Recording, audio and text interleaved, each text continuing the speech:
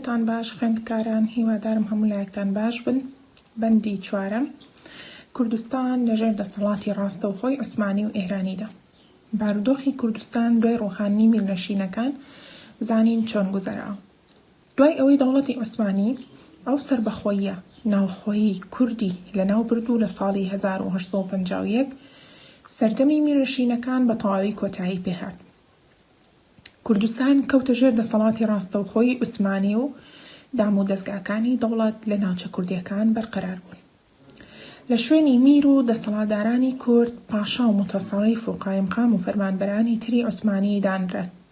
هێزە سەربازیەکانی عوسمانیش شوێنی هێزە خۆماڵیە کوردەکانیان گرتەوە بۆ ئەوەی ئامادە بن بۆ سەرکوتکردنی هەر بزافێکی ناڕزایی کورد. کاتێکیش لە ساڵی 1864 ڕژێمێکی کارگێڕی نوێ لە دەوڵەت پەیڕەوکرا. ویلایەتی نوێ پێکێنرا. بە تەواوی کوردستان بە دەسەڵاتی ناوەندی گرێدرایە و هیچ مافێکی کارگێڕی نەما. لە کاتێکدا ئەم هەلومەرجە نوێ بە هیچ شێوەیەک بارودۆخی وڵاتی باشتر نەکرد. بزانین بارودۆخی ئابووری و کۆمەڵایەتی لەو سەردەمەدا چۆن بووە. لە بواری ئابووریدا زیادکردنی باج و پیتاک دیارترین سیماکانی ئەو سەردەمە بوون. ئەو باجانە کە بڕەکەی زیاد دەکرا بەرەبەرە جۆری تر دەخرایە پاڵ. سەرباری پیادەکردنی شێوازی توند و تیژ لە کۆکردنەوەیدا دەبووە هۆی گرانترکردنی باری دانیشتوان بە گشتی و جوتیاران بە تایبەتی. تەنانەت هەندێک جار بەرووبوومەکان بەشی باجەکانی نەدەکرد. بێگومان ئەمەش بەژێوی دانیشتوانی زۆر خراپ کردووە. هەروەها کاری کردبووە سەر هەموو بوارەکانی تری ژیانی لە ئەنجامدا لایەنەکانی تەندروستی و ڕۆشنبیری و کۆمەڵایەتیش هیچ پێشکەوتنێکیان بەخۆیەوە نەبینیوە، بەڵکو ڕۆژ لە دوای ڕۆژ لە کاروانی پێشکەوتنی مرۆڤایەتی بەدوا دەکەوتن. لە پاڵ ئەمەشدا ڕژێمی سەربازگیری لەو سەردەمەدا سەپێنرا. بەڵایەکی تر بوو بەسەر کورداهات، چونکە ئەوانەی بۆ سەربازی دەبردران بۆ ماوەیەکی درێژ چاویان بە ماڵەکانیان نەدەکەوتەوە، زۆر جاریش لەناو دەچوون و نەدەگەڕانەوە. ئەمەش کارەساتی کۆمەڵایەتی لێ دەکەوتەوە. نمونە گەڕیدەیەکی بیانی دەڵێ کە میژمارەی ڕەگەزی نێر لە شاری سەعەد هەستی پێدەکرێت. هەروەها بارودۆخی ڕۆژهەڵاتی کوردستانیش کە لە ژێر دەسەڵاتی قاجاری ئێراندا بوو لەم بەشەی باسمان کرد باشتر نەبوو. تەنانەت کوردان لەوێ بەدەستەمی مەزهەبیش دەیان ناڵات، چونکە ئەوان سوننە بوون و دەوڵەتی شیع بوو. بارودۆخی هۆزەکان. هەوڵەکانی عوسمانی و ئێرانی بۆ زاڵبوون بەسەر هۆزە کوردەکان وەک کرداری لە ناوبردنی میرنشینەکان سەرکەوتوو نەبوو، لەبەر ئەوەی دەسەڵاتدارانی ئەم دوو دەوڵەتە نەیانتوانی دەسەڵاتی ڕاستەوخۆ بسەپێننە سەر ئەو هۆزانەی کە زۆربەیان ڕەوەند یان نیمچە کۆچەر بوون. لە پاڵ ئەمەشدا بەهێزی پابەندبوونی هۆزایەتی لای ڕۆڵەکانی ئەم هۆزانە ملکەج نەکردنیان بۆ بێگانەوای کرد ئەم هەنگاوانە سەر نەگرێت. بۆیە قەوارە هۆزایەتیەکان لەژێر دەسەڵاتی سەرۆک هۆزەکان مانەوە و نەکەوتنە ژێر کاریگەری دەسەڵاتی عوسمانی و ئێرانی.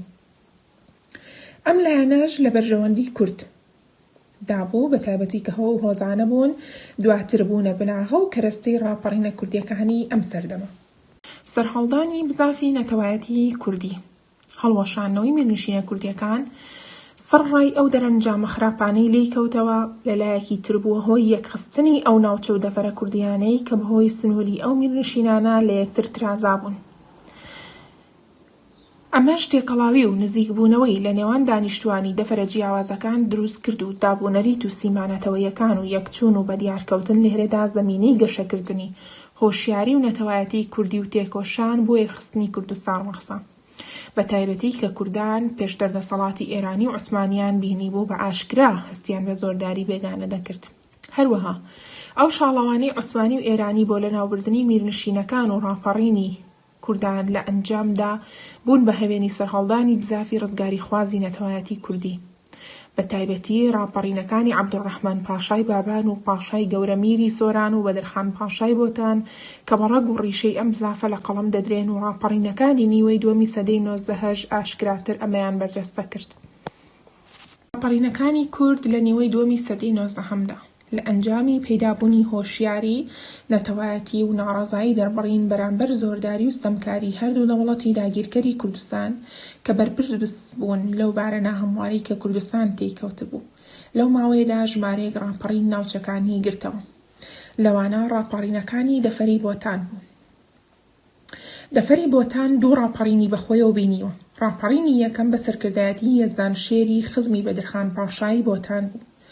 کاتێک لە ساڵی 1854 زاینی لە پێناو نەهێشتنی دەسەڵاتی عوسمانی لە کوردستاندا بارودۆخی جەنگی قرمی قۆستەوە کە لە نێوان دەوڵەتی عوسمانی و ڕووسیا لە ئارادا بوو. یەزدان شێر بە هەلیزانی بۆ نەهێشتنی دەسەڵاتی عوسمانیەکان بەسەر کوردستان لایەنگرێکی زۆری لە دەورکۆ بوو و توانی بەدلیس و موسڵ و هەکاری و چەندین ناوچەی دەڕزگار بکە. بەڵام پیلانی بەریتانیا و بێبەزەی و دڵڕەقی هێزەکانی عوسمانی ئەم ڕاپەڕینەیان دامرکاندەوە. دوای ئەوەی توانیان بە ناپاکی یەزدان شێری سەرکردەی ڕاپەڕینەکە لە شاری مووسڵ دەستگیر بکەن. ڕاپەڕینی دووەم لە ساڵی 1879 دا و بە سەرکردایەتی عوسمان پاشا و حوسێن کەنعان پاشا بوو کە لە بنەماڵەی بەدرخانی بوون. ئەویش ڕاستەوخۆ دوای تێکشکانی دەوڵەتی عوسمانی لە بەرامبەر ڕووسیا لە ساڵی 1878 زاینی هەڵگیرسا. بەهۆی بێزاری کورد لەو بارودۆخە دژوارەی کە لە ئەنجامی ئەو جەنگەدا تووشی ناوچە کوردەکان هاتبوو. کوردەکان بەڕێبەرایەتی ئەو سەرکردانە دەستیان کرد بە ڕزگارکردنی ناوچەکانیان لە دەسەڵاتی عوسمانی. سەرڕای ئەو سەرکەوتنانی لەم بارەیەوە بەدی هات کەچی چارەنووسی ئەم ڕاپەڕینەش لەمەی پێشوو باشتر نەبوو. هەروەها سەرکردەکانیش بە هەمان شێوە بە نامەردی دەستگیرکران. خاڵێکی ترمان هەیە ئەوی شۆڕشی شێخ عوبەیدوڵڵای نەڕشی. شێخ عوبەیدوڵڵای نەهری لە گوندی نەهری سەر بە ناوچەی شەمزینان دادەنیشێت. ڕێبەرێکی ئاینی تەریقەتی نەقشبەندی بووە لە کوردستان. لە هەردوو لا سنووری عوسمانی و ئێرانی ڕێز و دەسەڵاتێکی زۆری هەبوو. دەیتوانی ڕۆڵێکی گرنگ لە ناوچەکەدا ببینێ. بۆیە نەیتوانی چیتر خۆی بێدەم بکە بەرامبەر هەموو ئەو خراپەکاری و ڕووچاندنەوانەی کە لە دەسەڵاتدارانی عوسمانی و ئێرانی لە کوردیان دەکرد. بە تایبەتی کە چاوەڕوانی هەڵوێزنواندنی لێ دەکرا. نیشتوانی ئەو هەرێمە کوردیانە کەستەمی داگیرکەران و قات و قڕی و برسێتی زۆری بۆ هێنابوون. لە ئەنجامدا شۆڕشێکی بەرفراوان لە ساڵی 1880 زاینی بەرپا بوو کە سەرەتا لە ناوچە کوردیەکانی ئێرانی ڕۆژهەڵاتی کوردستانی گرتەوە لەبەر ئەوەی دەوڵەتی قاجاری بێهێزتر بوو لە چاو دەوڵەتی عوسمانی. هێزەکانی شۆڕش توانیان لە ماوەیەکی کووردا تەواوی ناوچە کوردیەکانی ڕۆژئاوای باشووری دەریاچەی ورمێ ڕزگار بکەن و شاری تەورێزی مەڵوەندی ئازەربایجانیش بدەنە بەر هەڕەشە. ویستی بەریتانیا و ڕووسیا و سەرکوتکردنی شۆڕشەکە. شێخ عوبەیدوڵڵا دەیزانی پاڵپشتی وڵاتە بەهێزەکان هۆکارێکی یارمەتیدەرە بۆ سەرخستنی هەوڵەکانی کورد بە تایبەتی ڕووسیا و بەریتانیا کە خاوەن دەسەڵاتی زۆر بوون لە هەردوو دەوڵەتدا. بۆیە چەندین نامە و نێردراوی تایبەتی بۆ نوێنەرانی هەردوو وڵات نارد. بەڵام دەسەڵاتدارانی ڕووسیا و بەریتانیا بەرژەوەندیەکانیان لەگەڵ لایەنی عوسمانی و قاجاریدا بوو. هەر لەبەر ئەمە لە جیاتی بەهانە هاتنی کورد کەوتنە یارمەتیدانی دوژمنەکانی. لەشکری قاجاری کە هێزی هاتەوە بەر و بەو یارمەتیانی ڕووسیا و بەریتانیا دژەهێرشێکی ئەنجامدا و بەو پەڕی درەندەی کەوتە وێزەی دانیشتوانی ئەو ناوچانە. دوای ئەوەی چەندەها گوندی وێران کرد و هەزارەها کوردی کوشت توانی شۆڕشەکە دابێمرکێنێتەوە. شێخ عوبەیدوڵڵا دوای پەرتەوازەبوونی شۆڕشگێڕان پاشەکشەی کرد بۆ سنووری کوردستانی عوسمانی. بەڵام لەسەر داوای ڕووسیا و بەریتانیا ساڵی 1881 زاینی بان کرای ئەستەمبوڵ و لەوێ دەست بەسەر کرا. هەرچەندە دواتر توانی خۆی دەرباز بکات و بگاتەوە کوردستان، بەڵام زۆری پێنەچوو دەستگیرکرایە و دوورخرایەوە بۆ حیجاز و هەر لەوێ کۆچی دوایی کرد.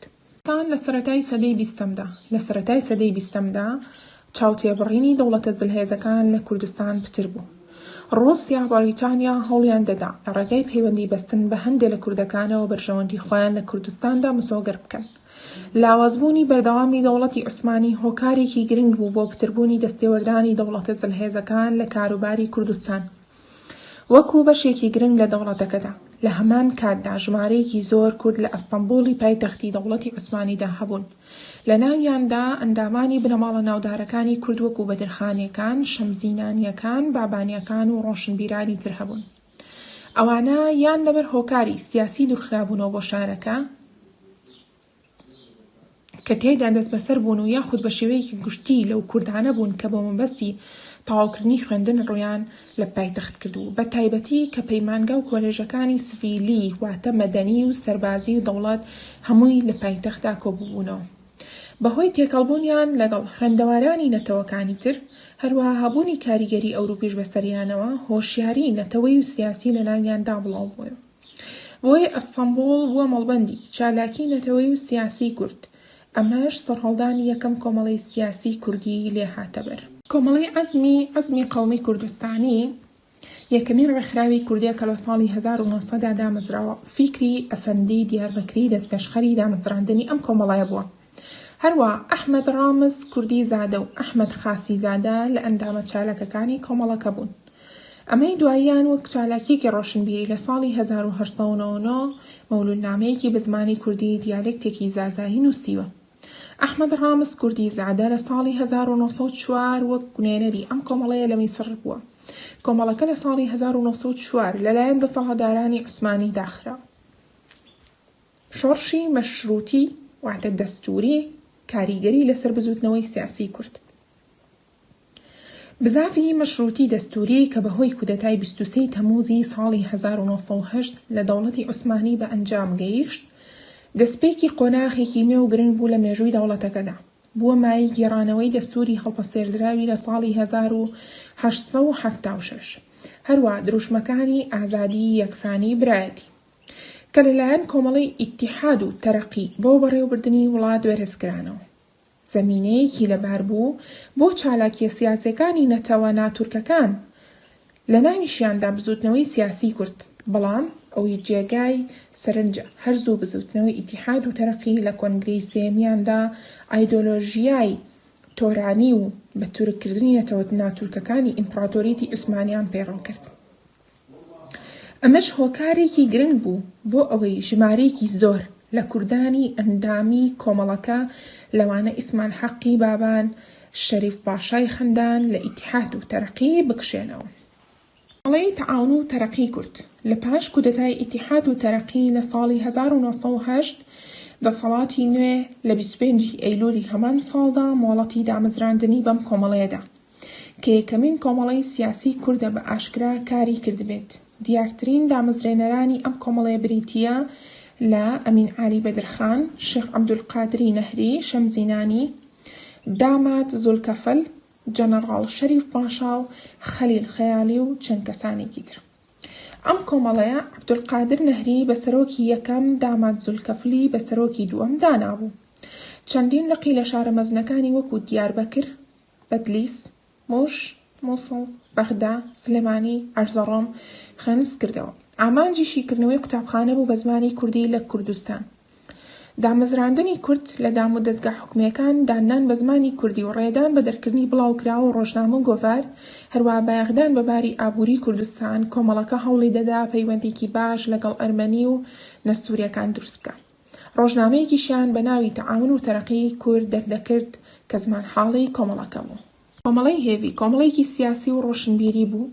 ژمارەیەک قوتابی کورد لە نۆی کانونی دووەمی 1912 لە ئەستەمبوڵ دایانمەزراند. سیاسەتی ئەم کۆمەڵەیە بە درێژە پێدەری سیاسەتی کۆمەڵەی تەعاون و تەرەقی کورد دادەنرێ.